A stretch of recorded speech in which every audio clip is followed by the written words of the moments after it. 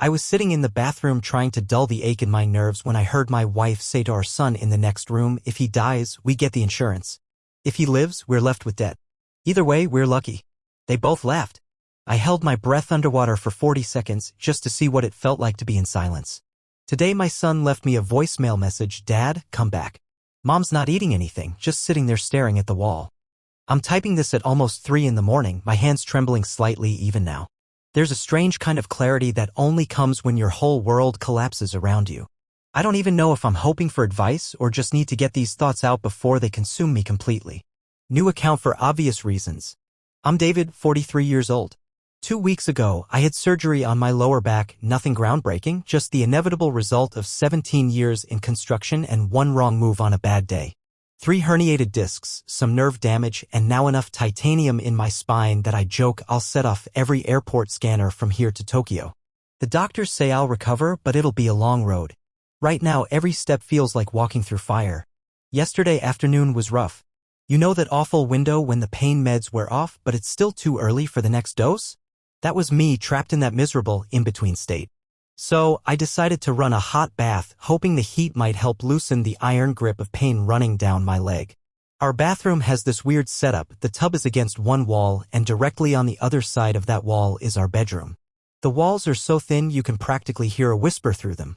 When we bought this house, Ashley loved the open concept and vintage character. Now it just feels like the house itself betrayed me. I lay there in the tub, eyes closed, focusing on breathing through the burn in my left leg, trying desperately not to cry from sheer frustration. That's when I heard them. Ashley and our son, Logan, were talking in the bedroom. Normally, I'd have tuned them out. After all, it wasn't unusual for them to chat when they thought I was resting. But there was something different in Ashley's voice, a sharpness, a tightness that made me listen without meaning to. At first, it was nothing alarming. Money problems, insurance paperwork, standard for a household suddenly cut down to one income. But then Ashley said something that made my heart stutter. "We need to be ready either way. If David doesn't make it, the life insurance pays out. If he does, well, we're 50 grand in debt. Either way, Logan, we win." And then they laughed. They laughed. My son, the boy I coached in Little League, taught to ride a bike, tucked into bed after nightmares, laughed with his mother about my potential death. I slid lower into the water, letting it cover my ears, my face. I stayed under for what felt like forever, counting the seconds, feeling the burn in my lungs, the muted world pressing against my skin.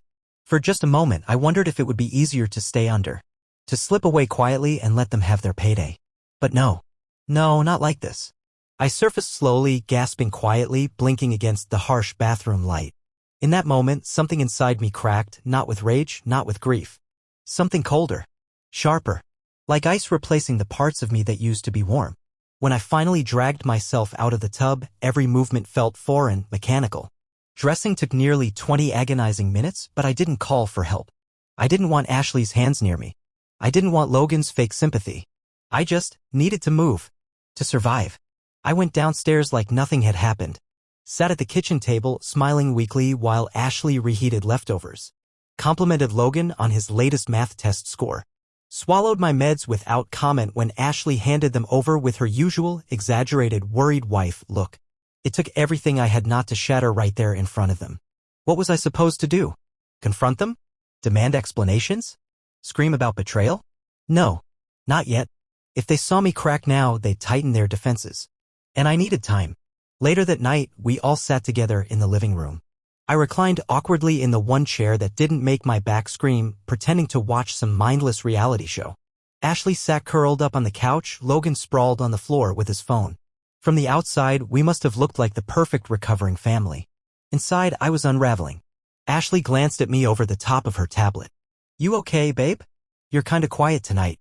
I smiled thinly and mumbled something about the pain being bad. She nodded with that practiced, concerned spouse face and suggested I head to bed early. I agreed.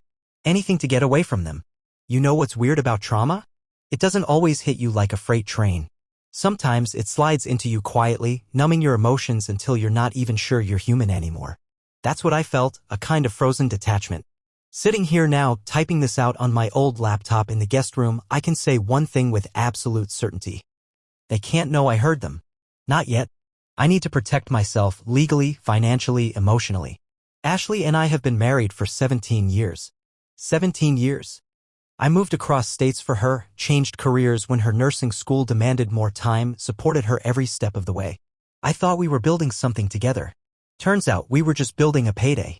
Logan, my boy, my pride, my kid with the crooked smile and stubborn streak a mile wide, would apparently rather have a new car and a fat insurance payout than a living father. And I'm the fool who didn't see it coming. So now I'm lying here in the guest bed claiming it's for my bad back. They think I'm struggling to get comfortable. They think I'm fragile. They think I'm broken. Let them. While they sleep, I'm planning. Not revenge, survival. Not anger, clarity. I have 8 weeks, give or take, before I'm cleared to return to work. 8 weeks to unravel 17 years without tipping my hand. 8 weeks to build an exit they won't see coming. People say revenge is best served cold. I say it's better frozen. And I'm just getting started.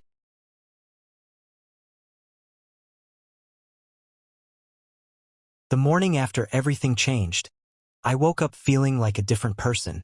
Not better, not stronger, just colder. Ashley was bustling around the kitchen when I came downstairs, putting on the perfect performance of the doting wife. She asked how I slept, if I needed my meds, if I wanted oatmeal or eggs. Logan gave me a distracted wave as he scrolled through his phone at the table. Everything looked normal, but now I knew the truth hiding under all that normal. I smiled back, nodded, thanked her, played my role. Inside, I was already miles away. That same afternoon, while they thought I was at physical therapy, I met an old high school friend for coffee.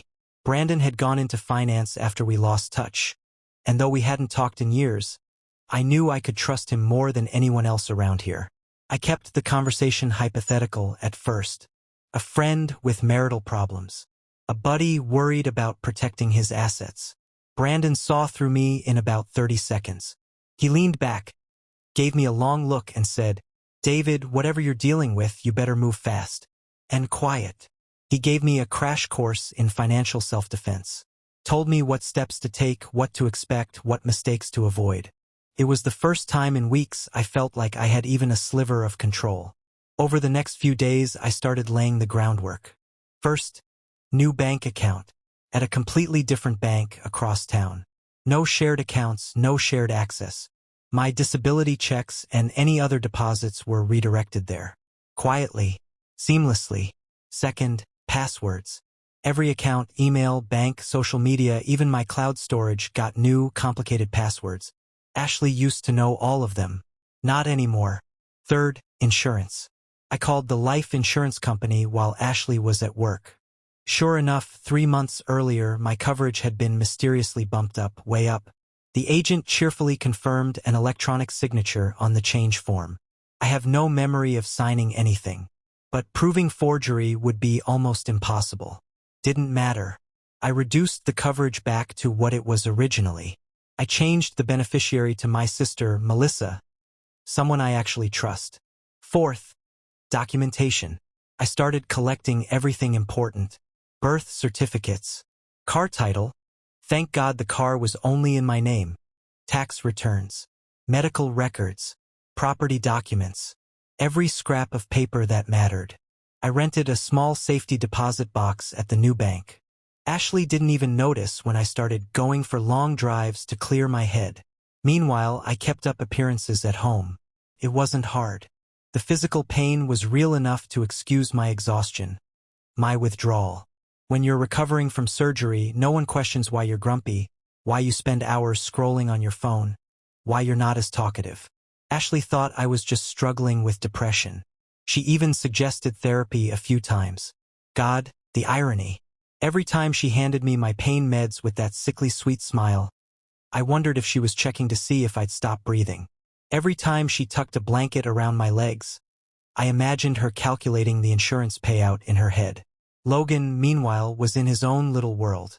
He barely spoke to me unless he needed something, which happened faster than I thought. About a week after the bathtub incident, he knocked on the guest room door one evening. "Hey, Dad, can we talk?" For a moment, a tiny, stupid moment, I hoped maybe he was going to apologize.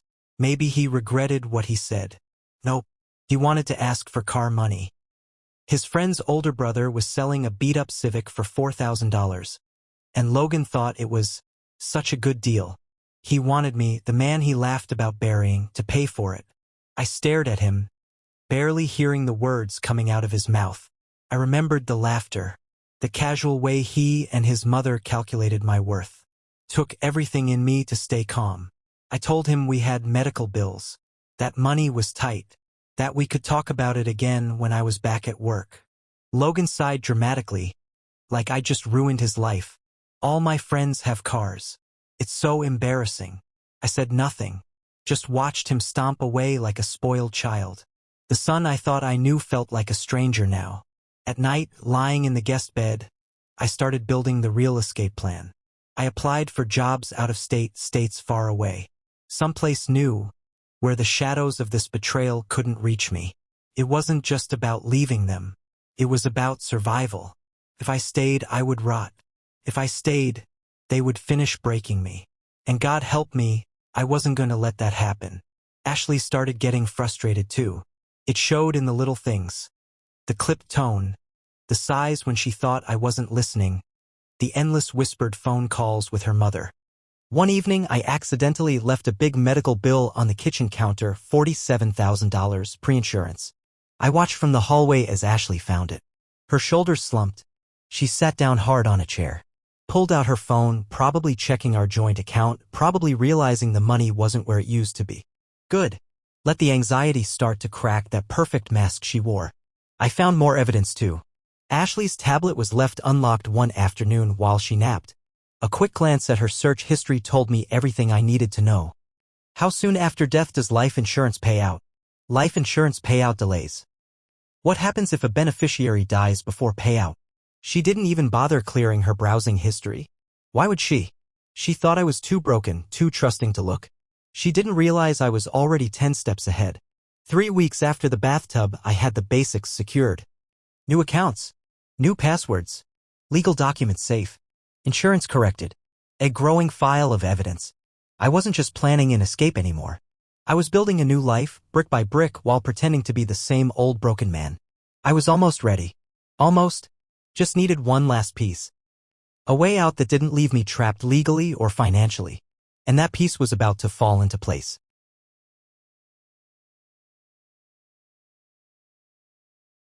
The moment I found out that the job offer was official, that I really had a way out, something inside me finally clicked into place.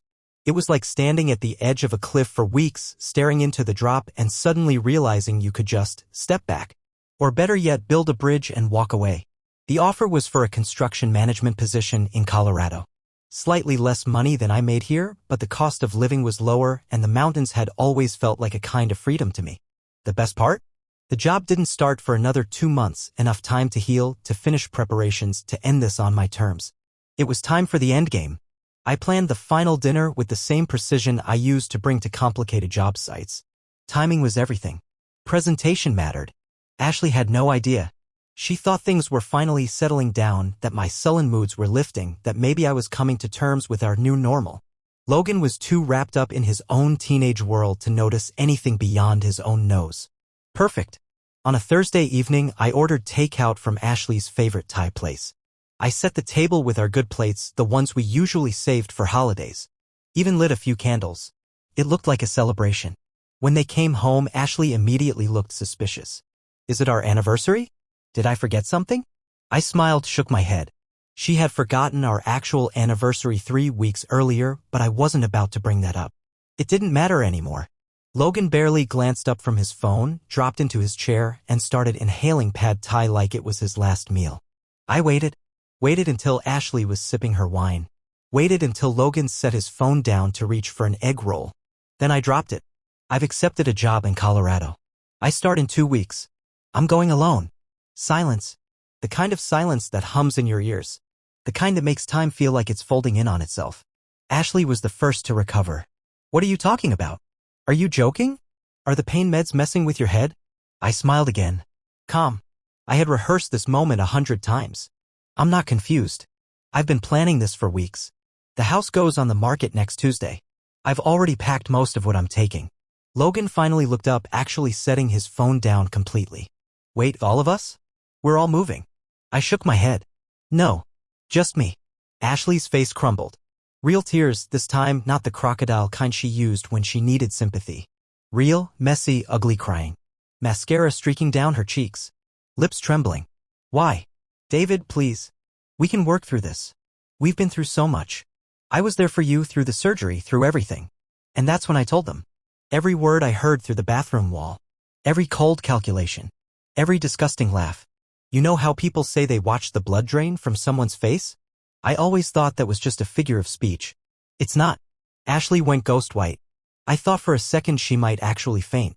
Logan sat frozen, chopsticks halfway to his mouth, a noodle dangling pathetically between them. Ashley stammered, tried to deny it. You misheard. You're twisting things. We were joking, it was a terrible joke, but a joke. I pulled out my phone. Played back the recordings I'd gathered over the past few weeks. Not the bathtub conversation, I hadn't caught that. But all the others, the ones where Ashley complained to her sister about the medical bills, about how it would have been simpler if I hadn't survived, about wishing sometimes that she hadn't stayed with me all these years. Logan's face crumpled before Ashley's did. I didn't mean it, Dad, he blurted. I was just agreeing with Mom. I didn't really mean it. Too little, too late, kid. Ashley's panic turned to rage in a blink. She stood up, knocking her wineglass over, screaming about how I was destroying the family, how I would regret this, how she would make me pay. I actually laughed. You already made me pay, Ashley. 17 years. I'm done. I stood up slowly, carefully, still favoring my back. No dramatic exit, no door slamming. Just a quiet, definitive end. The next day, while Ashley was at work and Logan was at school, I packed the rest of my things. My buddy Brandon, the one who helped me with the financial advice, came over with a rental van. We loaded everything I wanted, not much honestly. Important documents, clothes, a few personal items. I left my keys and my wedding ring on the kitchen counter. And I drove away. The divorce papers were served to Ashley at her job a week later. Apparently, she made quite the scene in the office. Tears. Screaming. The whole dramatic meltdown. I didn't see it, didn't hear it, didn't care. My lawyer was thorough, a shark in a skirt and heels. She had warned me it wouldn't be easy. Ashley would fight for money, for appearances, for revenge. But we had prepared well. The recordings, the financial discrepancies, the secret insurance changes, all of it painted a very clear picture to the court. Ashley's attempts to paint me as unstable didn't stick. Her narrative of me having a mental breakdown post-surgery fell apart under scrutiny. In the end, the house had to be sold to settle debts. Ashley got a portion of the proceeds. I kept my 401k. Our remaining savings got split, but most of mine had already been moved to safety. Logan? Logan sent a dozen texts. Some angry. Some begging. Some just sad. I didn't respond. Not yet. Maybe not ever. Sitting now in a cheap extended stay motel room outside Denver, looking out at the mountains, I feel not happy. Not victorious. Just free. For the first time in years, the crushing weight of obligation is gone. They wanted a dead man's payday. Instead, they're getting something far worse, a living man's absence.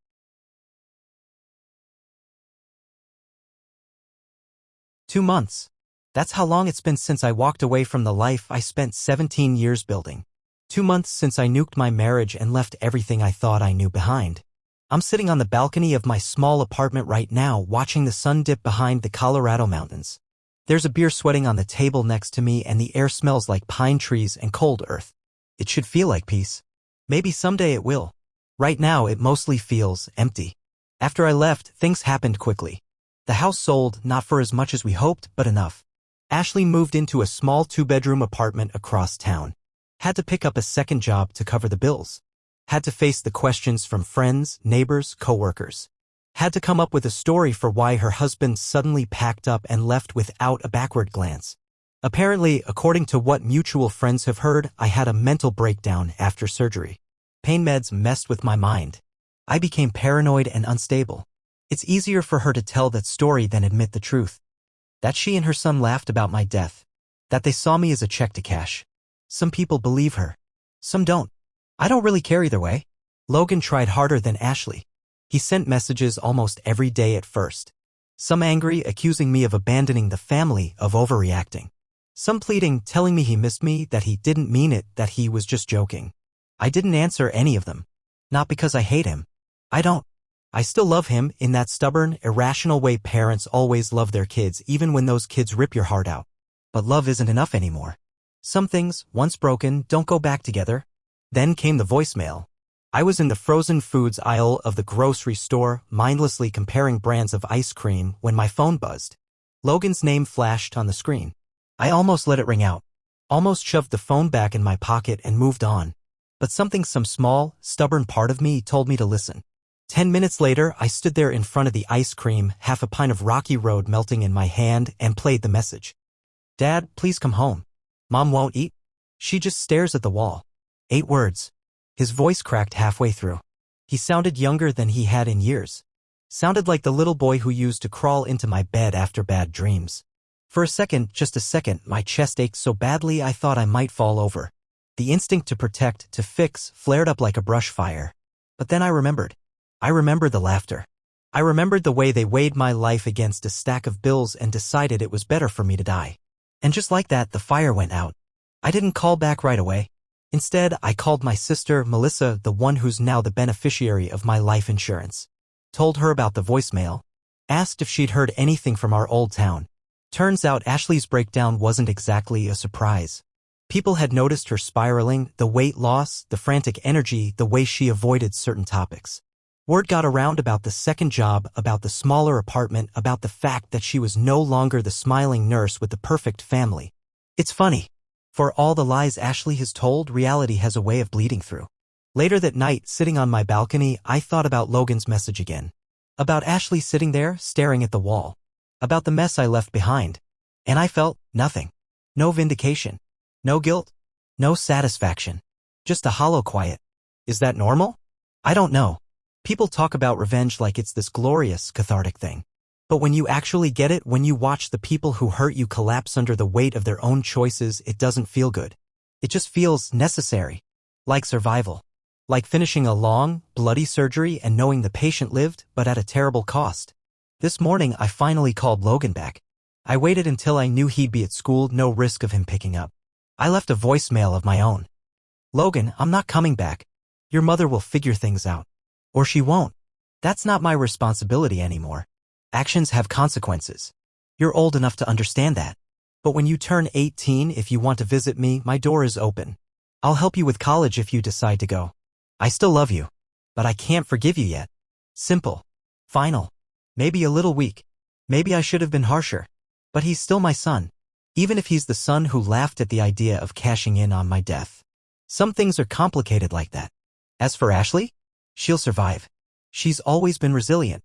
More resilient than me in some ways. She'll find someone else. Spin her version of the story until even she believes it. Maybe someday she'll even forgive herself. Maybe not. That's not my problem anymore. And me? I'm starting over. Slowly. Carefully. The new job is good, low stress, steady hours, decent people who don't look at me like a paycheck on legs.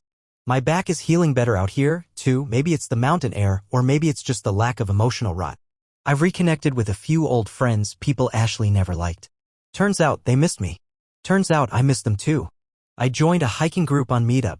Went out for beers with some coworkers last weekend. Even downloaded a dating app, though I haven't had the guts to actually open it yet. Baby steps.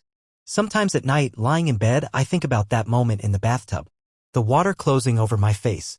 The way the world went silent except for the hammering of my own heartbeat. Back then, I thought I was practicing for death. Now I know I was practicing for something else. For silence. For peace. For freedom. Not freedom from pain. Not freedom from grief. Freedom from them. From being nothing more than a balance sheet and a burden. Freedom to be whoever David is when he's not someone's husband, someone's father, someone's dollar sign. It's a quiet freedom. An aching, lonely kind. But it's mine. And for the first time in a long, long time. That's enough.